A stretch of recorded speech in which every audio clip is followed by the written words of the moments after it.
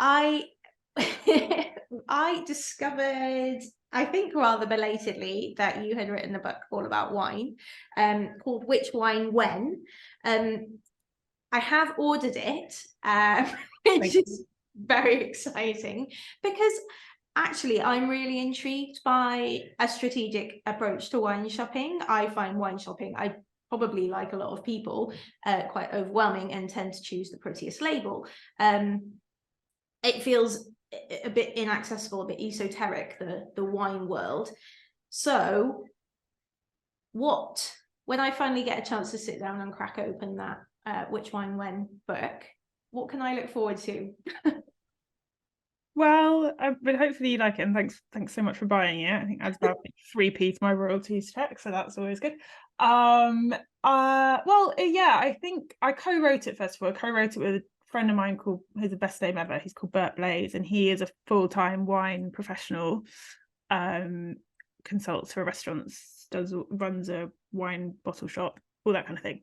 So he knows a lot more about wine than I do, but I know more than most people, so we made kind of a good team. But yeah, it was I guess it was a strategic approach to wine, in that it was born out of exactly that insight that you just voiced. Like, people find it really confusing. You find yourself standing in the supermarket or even in the wine shop, like, not having a clue where to start. You pick the thing that's allegedly on offer, but it's probably always on offer, or has the nice label, or you just grab something because you're embarrassed, you've been staring at the shelf so long, or all those sorts of things.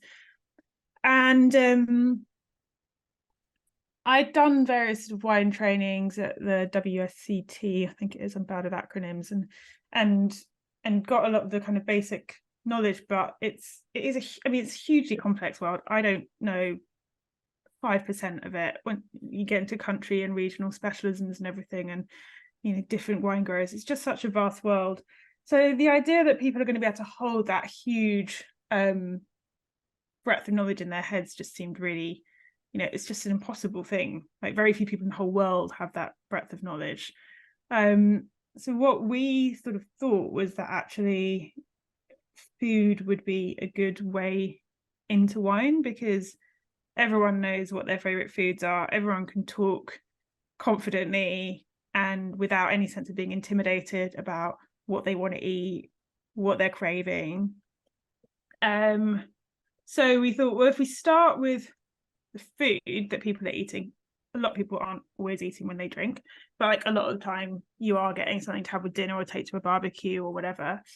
If we start with the food and then suggest a nice wine that goes with that food, then it becomes much more accessible and much more kind of an applied knowledge.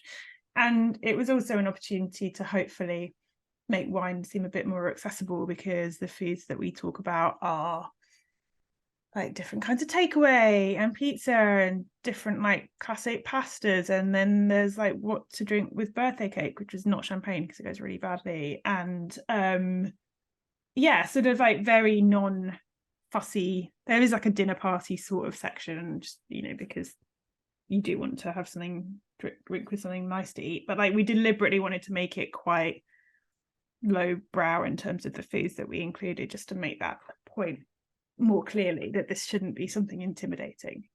Yeah, so that's what you can expect. Basically, like, the subtitle is what to drink with the food you love, and I think that sums it up really. So yeah, I hope you enjoy it. Amazing, brilliant. I'm sure I will, and I'm excited to learn lots and feel more confident when I go shopping.